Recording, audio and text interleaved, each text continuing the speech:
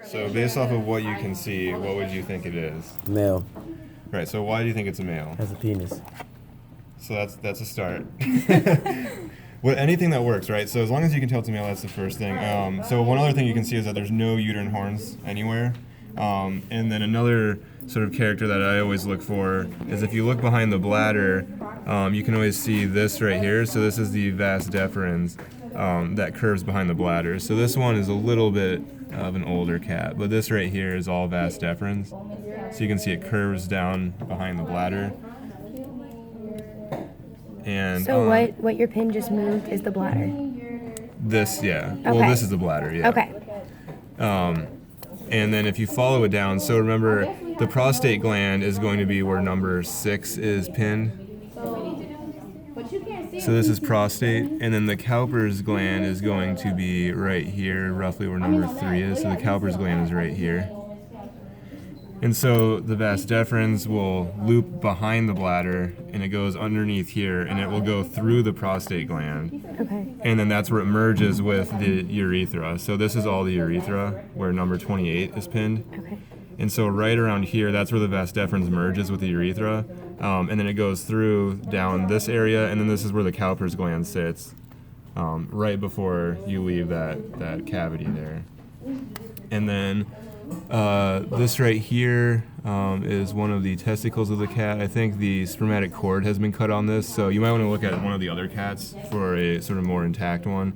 But the testicle is in here, and then the epididymis starts here, and it wraps around this side of the testicle. So for a better testicle, the spermatic cord, I would look at one of the other male cats.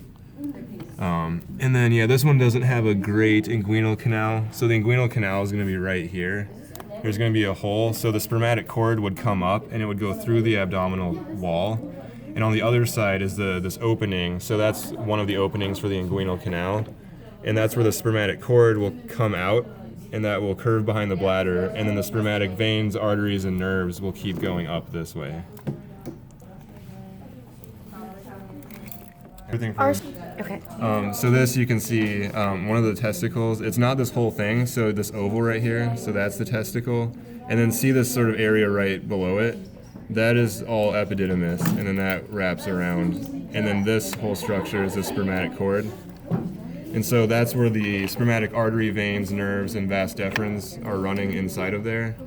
And then this, I haven't dissected it out yet. But you can see that vas deferens, so that's one of the signatures I look for also to make sure it's a male, is the vas deferens comes out and curves around the bladder, so that's a pretty clear one. This hole right here that it's coming out of, that's the inguinal canal. So that's the canal, it's kind of like a tunnel that goes through the abdominal wall. And then this is what I mean by our stains are really light on here. See that this sort of blood vessel that leaves, it kind of goes through the fat, but it's right here. That's the artery? Yeah, this is the spermatic artery. So this, we can work on trying to dissect a little bit more. But this right here is the spermatic artery. So you can see it's really lightly stained. But if you follow the inguinal canal, you can see that it comes out of there. And then the other side, you'll see a similar situation. So this one's nice because the artery is actually stained better.